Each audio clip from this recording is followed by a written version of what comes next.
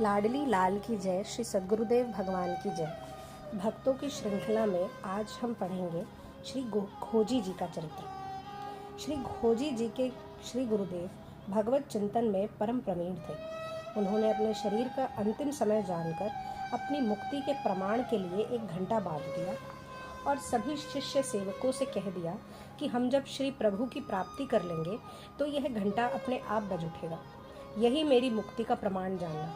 परंतु आश्चर्य यह हुआ कि उन्होंने शरीर का त्याग तो कर दिया परंतु घंटा बजा नहीं। तब शिष्य सेवकों को बड़ी चिंता हुई। श्री गुरुदेव जी के शरीर त्याग के समय श्री खोजी जी स्थान पर नहीं थे, ये बाद में आए। जब इनको सब वृत्तांत विदित हुआ तो जहाँ गुरुजी ने लेटकर शरीर छोड़ा था, श्री खोजी जी भी वहीं पौड़कर ऊपर देखें तो उन्हें एक पका हुआ आम का फल दिखाई पड़ा। इन्होंने उस आम के फल को तोड़कर उसके 2 टुकड़े कर दिए। उसमें से एक छोटा सा जंतु कीड़ा निकला और वह जंतु सबके देखते देखते अदृश्य हो गया। घंटा अपने आप बज उठा। सारा संसार इसका साक्षी है। आपका श्री गुरुदेव जी का दिया हुआ प्रथम नाम श्री चतुरदास जी था। खोजी नाम बाद में पड़ा। यह नाम कैसे पढ़ा, यह प्रसंग कुछ इस प्रकार है। आपके गुरुदेव जी के आश्रम में एक बहुत बड़ा पीपल का वृक्ष था। वृक्ष के नीचे बहारू लगाकर सेवकों ने फल पत्र आदि सकेल कर एक जगह कर दिया था। वहीं वे लघुशंका करने बैठे थे।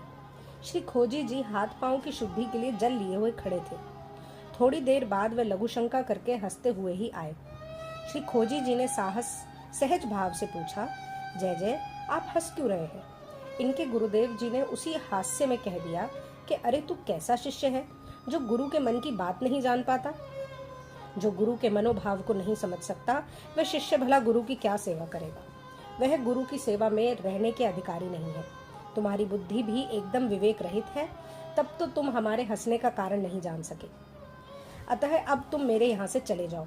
जब मेरे मन की बात जानकर मेरे हंसने का कारण यथा अर्थहीन समझकर आकर मुझे बताओगे, तब मैं तुमको अपना सच्चा शिष्य समझूंगा और तुम्हें अपनी सेवा में रखूंगा। श्री खोजी जी श्री गुरुदेव जी को प्रणाम कर वहां से चल दिए और जो कोई भी साधु महात्मा मिलते उनसे अत्यंत विनम्रता पूर्वक पूछते कि हमारे गुरुदेव जी लघुशंका करते समय क्यों हंस पड़े। भला कोई इस प्रश्न का क्या उत्तर दे? सभी लोग कहते, अरे भाई, कोई रामायण गीता भागवत का प्रश्न हो तो हम भले बता सकते हैं, परंतु इस प्रश्न का उत्तर तो हमारे पास नहीं है। सर्वत्र इन्हें एक सा उत्तर प्राप्त हुआ। ये मन में बड़े उदास हुए कि रहस्य का पता भी नहीं चला और श्री गुरु चरणों की सेवा भी छूट गई। अतः ऐसे जीने से तो मरना ही अच्छा। यह विचार कर श्री खोजी जी तन त्याग का संकल्प कर अन्न जल छोड़कर एकमात्र भगवान नाम स्मरण करते हुए एकांत जंगल में जा बैठे। इनकी सच्ची जिज्ञासा एवं प्रबल गुरु भक्ति देखकर श्री कबीरदास जी ने कृपा करके दर्शन दिया और इनके पूछने पर सभी रहस्यों का स्पष्टीकरण किया। श्री कबीरदास जी ने बताया कि जब आपके गुरुजी लघुशंका कर रहे थे तो उन्होंने लघुशंका की धार में पीपल के फल बीज आदि को बहते हुए देखा तो वे विचार करने लगे कि ओहो, देखो तो पीपल का वृक्ष तो सुस्थिर खड़ा है और उसके बीज आदि बहे जा रहे हैं। इसी प्रकार ब्रह्म सदा एक रस सुस्थिर रहता है और जीव अविद्या के वशीभूत होकर संसार में भटकता रहता है। पुनः जब तक फल वृक्ष में ना लगा रहा तब तक कितने शान सम्मान से रहा, कितना सुंदर लगता था, और वही अब वृक्ष से अलग हो जाने पर मलमूत्र में बह रहा है। इसी प्रकार जीव भी जब तक श्री प्रभु पदनार विंदों में लगा रहता है तब तक तो वह कितना सुंदर और कितना सुखी रहता है, उसे कौन वर्णन कर सकता है। परंतु वही जीव जब भगवान से विमुख होकर भगवान के श्री चरण कमलों से अलग हो जाता है तो भव प्रवाह यानी गर्भाशय के मलमूत्र में बहता रहता है। जैसे बीज में वृक्ष तथा वृक्ष में बीज समाया हुआ है, उसी प्रकार से परमात्मा में सब संसार और संसार में परमात्मा ओतप्रोत है। एक साधारण प्रसंग से इतनी महान शिक्षा पाकर आपके गुरुजी हंसे थे। एक दोहा में श्री खोजी जी ने इस प्रसंग की चर्चा की है कि बिटप बीज के बीच में अटक गया मन धीर, खोजी का संशय मिटा सतगुरु मिले कबीर। श्री कबीरदास जी के द्वारा रहस्य बोध कर श्री खोजी जी अपने श्री गुरुदेव जी के पास आए और उपयुक्त बात बताई। तब इनके गुरुजी बड़े प्रसन्न हुए और बोले कि तुमने मेरे मन का भाव खोज निकाला, मेरे हंसने का हेतु खोज निकाला, अतः तुम तो बड़े खोजी मालूम होते हो। तभी से इनका यही नाम भी प्रसिद्ध हो गया। इन्होंने जैसे पहले खोज की थी वैसे ही अब भी श्री गुरु जी का शरीरांत होने के पर श्री गुरु जी की आत्मा का भी खोज करके आपने अपने खोजी नाम को चरितार्थ कर दिया। श्री भक्तमाल जी के टीकाकार श्री प्रियादास जी कहते हैं कि उपयुक्त प्रसंग से शिष्य खोजी की योग्यता तो मन में अच्छी तरह समझ में आ गई, परंतु इनके श्री गुरुदेव जी भी तो महान भक्त थे, फिर उनकी किंचित न्यूनता क्यों हुई? तो इसका समाधान सुनिए। शास्त्रों में मन की गति को पवन की तरह कही गई है। इनके गुरुदेव जी ने इसी शास्त्र वचन को सत्य करके दिखा दिया। पुनः इस संबंध में और भी अत्यंत रसमयी कथा सुनिए। श्री खोजी जी के गुरुदेव तो प्रथम ही श्री प्रभु को प्राप्त कर चुके थे, वह सर्व प्रसिद्ध है, परंतु बाद में शरीर त्याग के समय अच्छा पका हुआ फल देखकर भगवान के भोग के योग्य विचार कर उनके मन में यह नवीन अभिलाषा उत्पन्न हुई कि इसका तो भगवान को भोग लगाना चाहिए। भक्त की उस इच्छा को भक्त वत्सल भगवान ने सफल किया। इस प्रकार पूर्व पक्ष की भी श्रेष्ठता सिद्ध हुई। इससे सबके हृदय की व्यथा दूर हो गई।